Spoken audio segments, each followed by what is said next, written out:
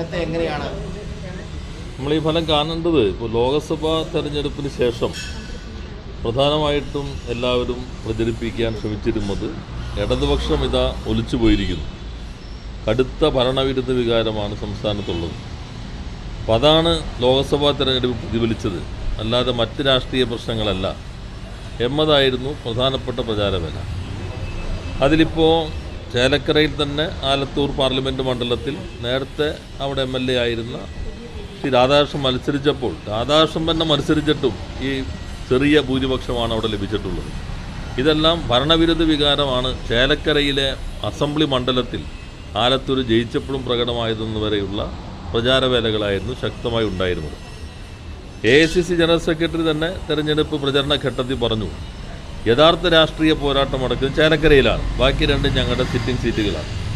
അപ്പോൾ അവിടെ നേരത്തെ ഉള്ളതിനേക്കാളും ലോക്സഭയിൽ ലഭിച്ചതിനേക്കാളും മികച്ച വോട്ടും ലീഡും നേടി വിജയിക്കാൻ കഴിഞ്ഞു എന്നത് ഭരണവിരുദ്ധ വികാരം എന്നുള്ള പ്രചാരവേല കേരളത്തിൽ അത് നടന്ന ഒരു പ്രചാരവേല മാത്രമാണ്, യാഥാർത്ഥ്യമല്ല എന്ന് തെളിയിക്കുന്നതാണ്. പാലക്കാടും കഴിഞ്ഞ തവണത്തേക്കാളും ഒരു 1.25% വോട്ട് അവിടെ ഇടതുപക്ഷ സ്ഥാനാർത്ഥിക്ക് നേടാൻ കഴിഞ്ഞു. ഒരു ഭരണവിരുദ്ധ വികാരമാണ് വല്ലാതെ താഴോട്ട് പോകണല്ലോ, അതിനേക്കാളും മെച്ചപ്പെടുത്താൻ കഴിഞ്ഞു. BJP ഞങ്ങളും തമ്മിലുള്ള അന്തരം ഒരു കഴിഞ്ഞ 2 തെരഞ്ഞെടുപ്പ്, നിയമസഭാ തെരഞ്ഞെടുപ്പിൽ വലിയ അന്തരമായിരുന്നു, അത് ലോക്സഭാ തെരഞ്ഞെടുപ്പിൽ 2000-ഓളം വോട്ടിലേക്ക് മാറി. ഇപ്പോൾ അത് ചെറിയൊരു വ്യത്യാസമായിട്ട് മാറിയിട്ടുണ്ട്. അപ്പോൾ ഇത് കാണിക്കുന്നത് ജനങ്ങൾക്ക് സർക്കാരിൽ വിശ്വാസമുണ്ട്, ഭരണവിരുദ്ധ വികാരം എന്ന പ്രചാരവേലയല്ല ഇതിൻ്റെ വസ്തുത. എന്നാൽ ഇതെല്ലാം മനസ്സിലാക്കി ജനങ്ങൾ നൽകിയിട്ടുള്ള അംഗീകാരം അത് 2021 രാഷ്ട്രീയ കാലാവസ്ഥയിൽ നിന്നൊരു മാറ്റവും ഇപ്പോൾ കാണുന്നില്ല. എന്ന് വെച്ചാൽ അന്ന് ഉള്ളതുപോലെയുള്ള രാഷ്ട്രീയ ബലാബലം വയ്ക്കുന്നു.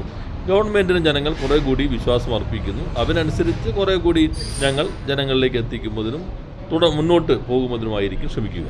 ഈ പാലക്കാട് സംഭവിച്ചത് CPM-ൻ്റെ ഒരു നയത്തിൽ വന്ന ഒരു പാളിച്ചയായിട്ട് കണക്കാക്കാൻ പറ്റും.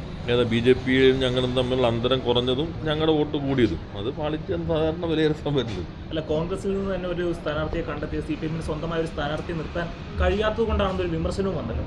അതിപ്പോൾ എന്തെല്ലാം വിമർശനം ഓരോരുത്തർക്കും അവരവരുടെ രീതിയിൽ ഉന്നയിക്കാറ്. അത് വരണമെങ്കിൽ ഞങ്ങളുടെ സ്ഥാനാർത്ഥി കഴിഞ്ഞവണ മത്സരിച്ചു, അതിനേക്കാളും വോട്ട് വല്ലാതെ കുറഞ്ഞു. ആ രൂപത്തിലായിരുന്നെങ്കിൽ നിങ്ങൾ പറയുന്നതാണെങ്കിൽ അതിൽ അങ്ങനെ ആലോചിച്ചൂടെ, അതല്ലേ കാരണം എന്ന് സാമാന്യ യുക്തിയിൽ ചിന്തിക്കാം. ഈ ചോദ്യത്തിന് അങ്ങനെ സാമാന്യ യുക്തിയായിട്ടൊരു പ്രശ്നം നിൽക്കുന്നില്ല. കാരണം ഞങ്ങളുടെ സ്വന്തം സ്ഥാനാർത്ഥി മത്സരിച്ചതിനേക്കാളും കുറച്ചുകൂടി മെച്ചപ്പെട്ട രൂപത്തിൽ ഞങ്ങൾക്ക് നിങ്ങൾ കാണേണ്ടത് ഒരു അവിശുദ്ധമായിട്ടുള്ള ഒരു രാഷ്ട്രീയമല്ല UDF കൈകാര്യം ചെയ്തത്. ആദ്യം പ്രകടനം നടത്തിയ STPA, ജമാഅത്ത് ഇസ്ലാമി. അപ്പോൾ UDFന് വിപുലപ്പെടാനൊരു സാധ്യതയുണ്ട്. യഥാർത്ഥത്തിൽ അവർക്ക് ഇനിയിപ്പോൾ STPയെയും അതുപോലെ തന്നെ ജമാഅത്ത് ഇസ്ലാമിയെയും UDFൻ്റെ ഘടകകക്ഷികളാക്കാം. 2 RSSകാരനായി തന്നെ കോൺഗ്രസിലും പ്രവർത്തിക്കാം.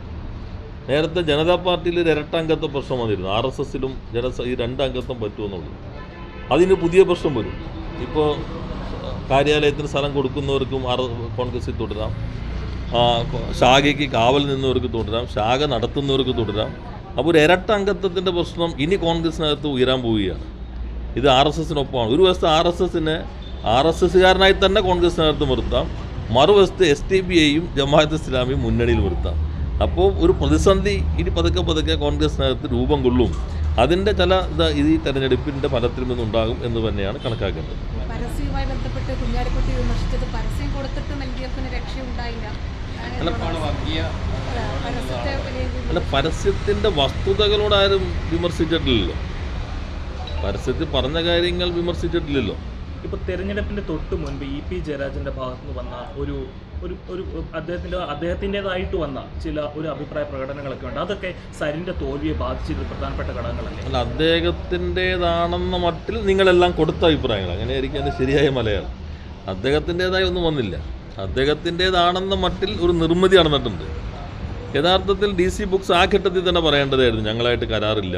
അതൊരു രാഷ്ട്രീയമായ ഒരു കാര്യം ഉപയോഗിക്കുമ്പോൾ ഒരു ഉത്തരവാദിത്വമുള്ള പ്രസിദ്ധീകരണ സംവിധാനം എന്ന നിലയിൽ കരാറില്ലെങ്കിൽ ആ ഘട്ടത്തിൽ തന്നെ ഞങ്ങൾക്ക് കരാറില്ല എന്ന് വ്യക്തമാക്കേണ്ടതായിരുന്നു. അപ്പോൾ ഒരു ഈ പറഞ്ഞതാണ്, ഇതെല്ലാം ഒരു നിർമ്മിതി, നിങ്ങളുടെ കുറച്ച് മാധ്യമങ്ങളും കുറച്ച് ആളുകളും ചേർന്നൊരു നിർമ്മിതി നടത്തിയിരുന്നു. അല്ലാതെ EP ജയരാജൻ്റേതാണ് എന്ന് പറഞ്ഞ് പ്രചരിപ്പിക്കാനുള്ള ശ്രമം അത് അങ്ങനെയാണെങ്കിൽ ഇതല്ലല്ലോ. നിങ്ങൾ പറയുന്നത് ഞങ്ങൾക്ക് കഴിഞ്ഞ തവണയേക്കാൾ നില മെച്ചപ്പെട്ടു എന്ന് പറയുമ്പോൾ ആൻറ്റി ഇൻകംബൻസി അല്ലല്ലോ അതിനകത്ത് പ്രതിഫലം. അല്ല, പാലക്കാട് ഇപ്പോൾ ഞങ്ങൾ 3-ാം സ്ഥാനത്ത് നിൽക്കുന്ന സീറ്റല്ലേ കഴിഞ്ഞ തവണയും അതിന് മുമ്പത്തെ തവണയും. ഇത്തവണ കഴിഞ്ഞ തവണത്തേക്കാൾ നില മെച്ചപ്പെടുത്തി. ഞങ്ങൾ സാധ്യമായ രൂപത്തിൽ എല്ലാ ശ്രമവും നടത്തി. ഇപ്പോൾ BJP ഞങ്ങളും തമ്മിൽ അന്തരം വല്ലാതെ കുറഞ്ഞിട്ടുണ്ട്. അത് കുറേ കൂടി ഇനിയിപ്പോൾ ഞങ്ങൾ അവരും തമ്മിലായിരിക്കുമല്ലോ ഇനി വരുന്ന തെരഞ്ഞെടുപ്പിൽ നേരിട്ട് ഏറ്റുമുട്ടാൻ പോകുമ്പോൾ. അങ്ങനെ നേരിട്ട് ഏറ്റുമുട്ടുന്ന ഘട്ടത്തിൽ കുറേ കൂടി മെച്ചപ്പെട്ട രൂപത്തിൽ ഞങ്ങൾക്ക് വരാൻ കഴിയും. അല്ലാതെ പാലക്കാട് ഇപ്പോൾ ഞങ്ങളുടെ ഒരു ഉറച്ച സീറ്റിൽ നിങ്ങൾക്ക് ചേരക്കരി ആയിരുന്നല്ലോ നിങ്ങളെല്ലാവരും രാഷ്ട്രീയ ലിറ്റ്മസ് ടെസ്റ്റ് എന്നൊക്കെ പറഞ്ഞിരുന്നത്. ചില ചർച്ചകളിൽ ഇപ്പോൾ ചാനലുകളുടെ പുതിയ രീതി എന്തെന്ന് വെച്ചാൽ 3-4 പേരിരുന്നു. ഒരാൾ കോൺഗ്രസിന് വേണ്ടി വാദിക്കും, ഒരാൾ LDFന് വേണ്ടി വാദിക്കും, ഒരാൾ BJPക്ക് വേണ്ടി വാദിക്കും. അപ്പോൾ അവരുടെ ധാരണ വെച്ചാൽ കോൺഗ്രസ്സുകാരെല്ലാം റിയലായിട്ട് അതിടും, BJPയോട് പറയുന്നത് അടുത്ത ആളിലിടും. അപ്പോൾ എല്ലാ പാർട്ടിക്കാരും അവരവരുടെ ചാനലിൽ അതൊരു മാർക്കറ്റിംഗ് തന്ത്രമായിട്ടല്ലേ വരുന്നത്. അപ്പോൾ ആ ഘട്ടത്തിൽ തന്നെ പലരും പറഞ്ഞിട്ട് ചേലക്കരയാണ് ഇതിൻ്റെ ടെസ്റ്റ്. രാധാകൃഷ്ണൻ നിന്നെപ്പോലൊരാൾ നിന്നിട്ട് പോലും 5000 വോട്ടിനാണ് ഭൂരിപക്ഷം കിട്ടിയത്. 2 രാധാകൃഷ്ണൻ ഇതാ പിണങ്ങിയിരിക്കുന്നത്. എന്തെല്ലാം കഥകളിറങ്ങി ഏതെല്ലാം രൂപത്തിൽ. അതേ സ്ഥാനാർത്ഥി തന്നെയല്ലേ അവിടെ മത്സരിച്ച്, ലോക്സഭയിൽ മത്സരിച്ച അതേ സ്ഥാനാർത്ഥി തന്നെയല്ലേ UDF അവിടെ മത്സരിപ്പിച്ചത്. അവർ കരുതി അരൂര് പോലെ അന്ന് ആലപ്പുഴ കഴിഞ്ഞിട്ട് അരൂര് ഉണ്ടായതുപോലെ എന്ന് കണക്കാക്കി അവിടെ. അതുകൊണ്ടാണ് കോൺഗ്രസിൻ്റെ നേതൃത്വം തന്നെ പറഞ്ഞത് രാഷ്ട്രീയ സമരം നടക്കുന്നത് ചേലക്കരയിലാണ്. അവിടെ ഇടതുപക്ഷം വിജയിച്ചു. പ്രദീപ് തന്നെ മത്സരിച്ചപ്പോൾ കിട്ടിയതിനേക്കാളും ഭൂരിപക്ഷത്തോടു കൂടി പ്രദീപ് ഇത്തവണ വിജയിക്കുകയും ചെയ്തു.